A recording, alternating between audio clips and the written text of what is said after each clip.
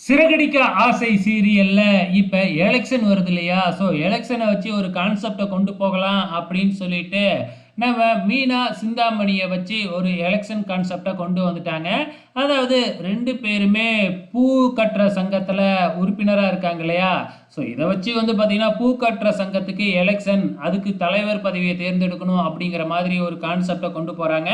ஒரு பக்கம் சிந்தாமணி எலெக்ஷன்ல நிக்கிறாங்க. சிந்தாமணியோட ஆட்கள்லாம் வந்து சேர்ந்து சிந்தாமணிய எலெக்ஷன்ல நிக்க சொல்றாங்க.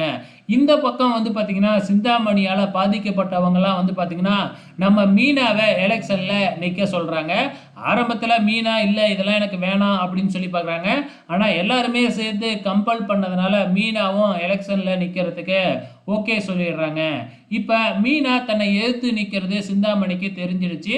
என்ன பண்றது? மீனாவ இந்த எலெக்ஷன்லயே நிக்க விடக்கூடாது அப்படின்னு பிளான போட்டுக்கிட்டு இருக்கிறாங்க. இப்ப முத்து மீனாவ அழைச்சுக்கிட்டு நேரா அவங்க அம்மா வீட்டுக்கு தான் போறாங்க. அவங்க அம்மா வீட்ல ஆல்ரெடி சீதாவ நம்ம சத்யா, அதுக்கப்புறம் வந்து ரேகா, அதாவது சிந்தாமணியோட பொண்ணு. இன்னும் இவங்க யாருக்குமே ரேகா சிந்தாமணியோட பொண்ணு அப்படிங்கிறது தெரியாது இல்லையா? தெரியாமயே பழகிக்கிட்டு இருக்கிறாங்க. எப்போ உண்மை தெரிஞ்சு என்ன பிரச்சனை வரப்போகுதுன்னு தெரியல. இப்ப வீட்ல வந்து எல்லாத்துக்கும் மீனா ஸ்வீட்ஸ் குடுத்துட்டு, இந்த மாதிரி நான் எலெக்ஷன்ல நிக்கிறேன் அப்படின்னு சொல்லிக்கிட்டு இருக்கிறாங்க. ரேகாவுக்கு ஷாக்கா இருக்கு. நம்ம அம்மாவையே எதிர்த்து நிக்கிறாங்களே! நம்ம அம்மா ஏற்கனவே ஃப்ராடு, என்ன செய்ய போகுதோ அப்படின்னு தெரியாம பயந்துகிட்டு இருக்கிறாங்க. ரேகாவும் மீனா கிட்ட இதுலலாம் பிரச்சனை வராதா அப்படின்னு சொல்லி பார்க்குறாங்க.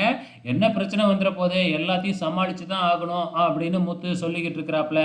இப்ப சிந்தாமணியோட பிளான் என்ன அப்படின்னு பார்த்தீங்கன்னா, விஜயாவ வச்சு மீனா வந்து பார்த்தீங்கன்னா, இந்த எலெக்ஷன்ல நிக்க விடாம பண்ணணும் அப்படிங்கிறது தான் பிளானு. அதுக்கு ஏத்த மாதிரி விஜயாவ ஒரு ஹோட்டலுக்கு வர வச்சு விஷயத்த சொல்ற விதத்துல சொல்லி, இதுக்கப்புறம் அவ நின்னு ஜெயிச்சானா, அதுக்கப்புறம் அது விஜயா வீடுன்னு சொல்ல மாட்டாங்க. தலைவியோட வீடு, மீனா தலைவியோட வீடுன்னு தான் சொல்லுவாங்க. உங்களுக்கு எந்த மரியாதையும் இருக்காது. அப்படி இப்படின்னு ஏதேதோ தூண்டி விட்டு, விஜயாவ கோவப்படுத்தி அனுப்பி விடுறாங்க. அப்கமிங்ல என்ன நடக்க போகுதுன்னு தெரியல. பொறுத்திருந்து பார்க்கலாம்.